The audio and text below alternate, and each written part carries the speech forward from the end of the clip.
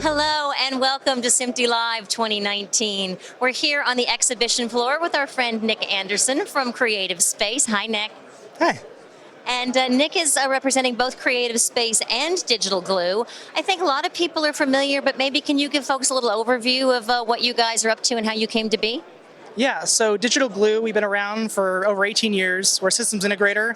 We call ourselves a glass-to-glass systems integrator. So that's the glass of your lens to the glass of your screen. So really the overall media workflow end-to-end. And really storage, we've seen time and again, is the bottleneck in workflows. And so after a lot of years trying to put in all kind of the industry's existing solutions, we kind of put together what were all the issues that we found, both technically but also operationally, and built a solution that we call Creative.space. And so Creative.space is an on-premise managed storage service. So basically you get a network-attached storage appliance at your facility as a monthly service with support included and intuitive software, which I'll show you a little bit of right now. Okay, great. Yeah, why don't you walk the folks through and I'll turn this over to you and you can show how easy it is. Yeah, thank you. So what we're going to do is we're going to set up an enterprise level storage system in about the length of this interview, so only a few minutes.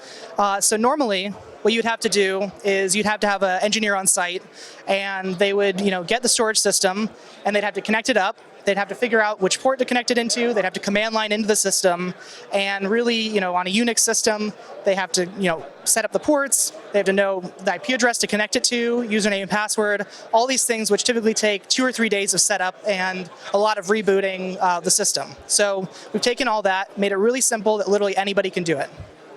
So when you get the system, all you have to do is go to creativespace.local and you're going to get this page. Just hit begin setup. You're going to set up your host name, which is what you're going to actually connect it to. So whatever your host name is will be whatever, your host name.local. And you connect to your storage without an IP address. Then you set up your time zone, NTP server, which is how the server knows what time it is. And then all your NIC ports right here, you can set it up with DHCP, which means it'll just automatically connect. Or you can put in a static IP address, so no command line required. Then set up your administrator account.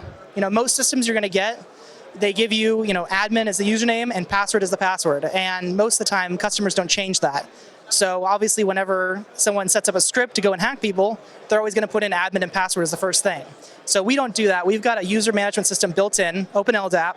And so the first thing you're going to do after setting up the actual storage is you're going to set up a user account. So I'll just put in your name. And you can set up your password, put in your contact information. You can choose a preset avatar, or you can pick from any, or you can take a photo. So you can set it up, you can move it around. So add a pool. So basically, when the box comes, we've already pre-formatted it in every possible configuration you can do. And so we're going to show you all the details and numbers about all the different configurations that are your choices from your actual box.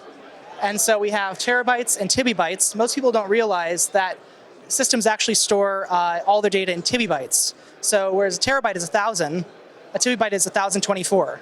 And so when you buy a 12 terabyte hard drive, and then you look at it and you have less than 12 terabytes, it's because it's actually calculated in TB. So we let you look between both of them. You can see the RAID types. You can see how much you have available in capacity once it's formatted. You can see the speed performance differences between the different formattings, and you can see the fault tolerance, which means how many drives can fail before the whole system goes down. And so basically you can make an educated decision trading off between all of those, and you can see how much will be available when you're done and how much will be used for the RAID. And also we've configured every single type of option you have on the system, so you can see a range of the performance for both read and write with each of these configurations. So you can see here for RAID 5, for read performance, we've got a range from 503 to 4,811 megabytes per second. And that's from this unit right here, which is only 4 drives.